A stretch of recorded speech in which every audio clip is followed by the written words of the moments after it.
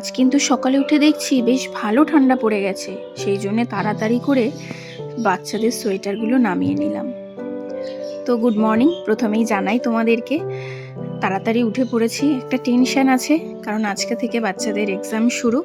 এদিকে একজনকে রেডি করিয়ে দিয়েছি আর এদিকে দেখো আর একজনকে রেডি করা চলছে। ওকে বললাম তোরা একটু বইটা নিয়ে ততক্ষণ রিভাইজ দিতে থাক, যতক্ষণ আমি ওকে রেডি করি। দেখো এদের আজকে পরীক্ষা। হ্যালো, টেনশন হচ্ছে? নো। টেনশন হচ্ছে? হ্যাঁ। হচ্ছে? টেনশন নিতে হবে না, ওকে? টেনশন আছে, কিছু করবার নেই।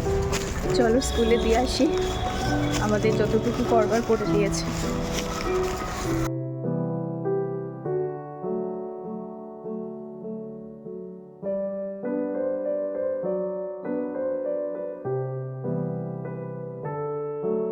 পৌঁছে গেছি স্কুলে, চলো ওদেরকে ভেতরে দিয়ে দিই। ভেতরে তো ঢুকতে পারবো না, ওই গেটের কাছে ছেড়ে দিলাম। এত টেনশন লাগছে তো ওখানে দাঁড়িয়ে এক কাপ চা খেয়ে নিলাম। চা খেয়ে তারপরে বাড়ির দিকে যাব, বাড়ির কাজ টাজ সেরে তারপরে তো বাচ্চাকে আনতে আসবো। চলো তাড়াতাড়ি যাই বাড়িতে। কেমন হয়েছে এক্সাম? ভালো।